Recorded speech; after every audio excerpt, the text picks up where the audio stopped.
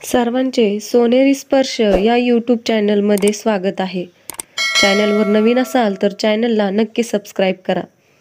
नमस्कार विद्यार्थी मित्रांनो, आज मी तुम्हाला शिक्षक दिनानिमित्त डॉक्टर सर्वपल्ली राधाकृष्णन यांच्याविषयी माहिती सांगणार आहे. डॉक्टर सर्वपल्ली राधाकृष्णन यांचा जन्म 5 सप्टेंबर 1888 रोजी झाला. 5 सप्टेंबर हा दिवस संपूर्ण भारतभर शिक्षक दिन म्हणून साजरा केला जातो. 1962 साली डॉक्टर सर्वपल्ली राधाकृष्णन भारताचे राष्ट्रपती झाले. डॉक्टर सर्वपल्ली राधाकृष्णन हे एक पेशाने शिक्षक आचार्य होते. त्यांचे भरपूर विद्यार्थी वर्ग होता. तसेच त्यांच्यावर प्रेम करणारे त्यांचे नातेवाईक, आप्तेष्ट तसेच संपूर्ण भारतीय होते. त्यांनी सर्वपल्ली राधाकृष्णन यांचा वाढदिवस मोठ्या धूमधडाक्यात साजरा करण्याचे ठरवले व ते डॉक्टर सर्वपल्ली राधाकृष्णन यांना भेटले. तेव्हा राष्ट्रपती महोदयांनी सांगितले, माझा वाढदिवस साजरा करण्यापेक्षा माझ्यासारख्या असंख्य शिक्षकांचा सन्मान तुम्ही करावा व त्यांच्या कामाची पोचपावती त्यांना द्यावी. इतक्या उच्च विचाराच्या व्यक्तींचा सन्मान करून लोकांनी त्या दिवशी सर्व देशभरातील शिक्षकांचा सन्मान करण्याचे ठरवले. या महामानवाने स्वतःचा एकट्याचा सत्कार न करून घेता संपूर्ण भारतातील शिक्षकांचा सत्कार केला व तेव्हापासून 5 सप्टेंबर रोजी संपूर्ण भारतात शिक्षक दिन साजरा केला जातो.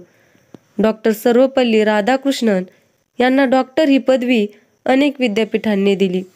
त्यांचे पूर्ण नाव सर्वपल्ली राधाकृष्णन अय्यर असे होते. त्यांच्या पूर्वजांचे गाव सर्वपल्ली हे होते, म्हणून त्यांच्या नावापुढे ते सर्वपल्ली लावतात. नाव राधाकृष्णन व आडनाव अय्यर असे होते. त्यांचा जन्म तिरुत्तनी या छोट्याशा गावी झाला. हे गाव भारतातील आंध्र प्रदेश राज्यामध्ये आहे. त्यांची मातृभाषा तेलुगू होती. त्यांचे प्राथमिक ते शिक्षण तेलुगू भाषेमध्ये झाले. पुढील शिक्षणासाठी ते तिरुत्तनी जवळ असणाऱ्या तिरुपती येथे गेले. आज आपण तिरुपती या शहराला तिरुपती बालाजी म्हणून संबोधतो. अशा या धार्मिक शहरामध्ये त्यांचे प्राथमिक नंतरचे शिक्षण झाले. धार्मिक वातावरण, आई वडिलांचे संस्कार यामुळे त्यांच्यावर चांगले वळण राहिले. पुढे ते मॅट्रिकच्या शिक्षणासाठी वेल्लूर येथे गेले. मॅट्रिकच्या शिक्षणानंतर उच्च शिक्षणासाठी त्यांनी चेन्नईच्या एका ख्रिश्चन कॉलेजमध्ये प्रवेश घेतला.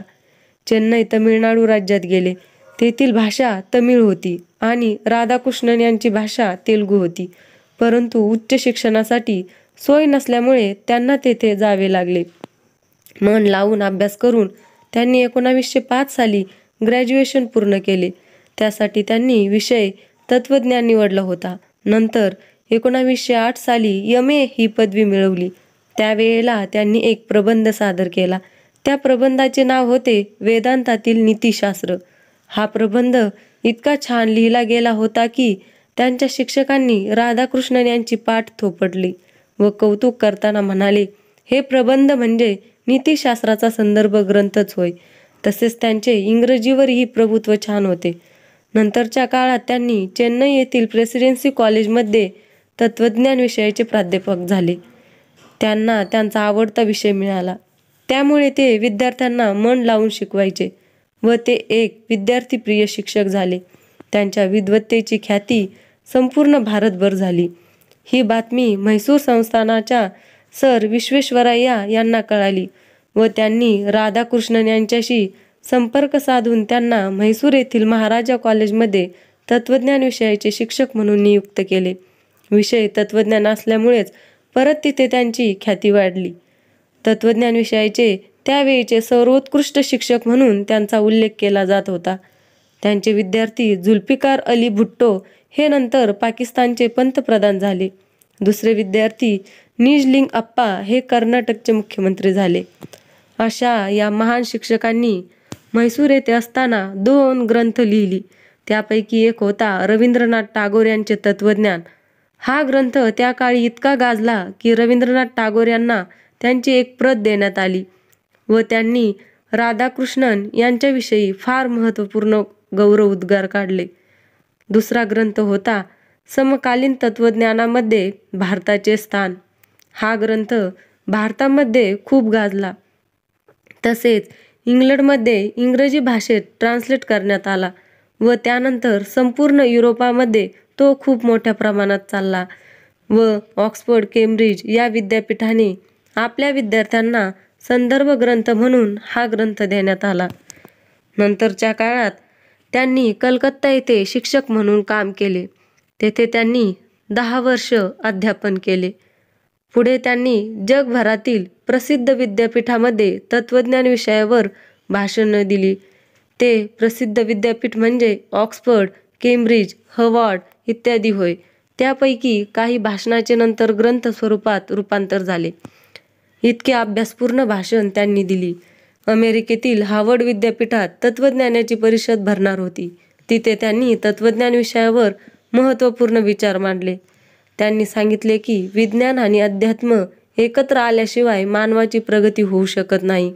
सहकार्य आणि सहजीवन असल्याशिवाय जगामध्ये शांतता नांदणार नाही, असे प्रतिपादन त्यांनी केले. स्वामी विवेकानंदानंतर अमेरिकेतील लोकांचे मन जिंकण्याचे काम खऱ्या अर्थाने सर्वपल्ली राधाकृष्णन यांनी केले. युरोप व अमेरिका येथील महत्त्वपूर्ण विद्यापीठांचा दौरा करून सर्वपल्ली राधाकृष्णन भारतात आले. भारतात आल्यानंतर आंध्र विद्यापीठाने त्यांना डी.लिट ही पदवी दिली. तेव्हापासून त्यांच्या नावापुढे डॉक्टर हा शब्द जोडण्यात आला. पुढे त्यांनी आंध्र विद्यापीठामध्ये कुलगुरू म्हणून 1931 ते 1936 असे 5 वर्ष कार्यभार पाहिला. पहिल्या महायुद्धानंतर देशादेशामध्ये वाढलेला तणाव व भांडणे कमी करण्यासाठी संयुक्त राष्ट्रसंघाची स्थापना झाली. या राष्ट्रसंघाच्या सदस्यपदी डॉक्टर सर्वपल्ली राधाकृष्णन यांची मोठ्या सन्मानाने नियुक्ती झाली.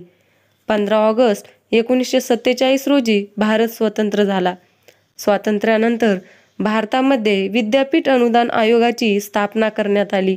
या आयोगाच्या अध्यक्षपदी सर्वानुमते डॉक्टर सर्वपल्ली राधाकृष्णन यांची नियुक्ती करण्यात आली. दुसऱ्या महायुद्धानंतर स्थापन झालेल्या युनेस्कोच्या सदस्यपदी त्यांची नेमणूक करण्यात आली व पुढे ते युनेस्कोचे अध्यक्षही झाले. हे भारतीयांसाठी फार अभिमानास्पद होते. संविधान निर्मितीमध्ये त्यांचा मोलाचा वाटा होता. पुढे रशियामध्ये त्यांना भारताचे राजदूत म्हणून नेमण्यात आले. तेथे त्यांनी 3 वर्षांनी यशस्वी कार्यकाल पूर्ण केला. त्यानंतर भारतात आले. भारतात आल्यानंतर 1952च्या सार्वत्रिक निवडणुका झाल्या. त्यामध्ये पंतप्रधानपदी पंडित जवाहरलाल नेहरू यांची नेमणूक झाली.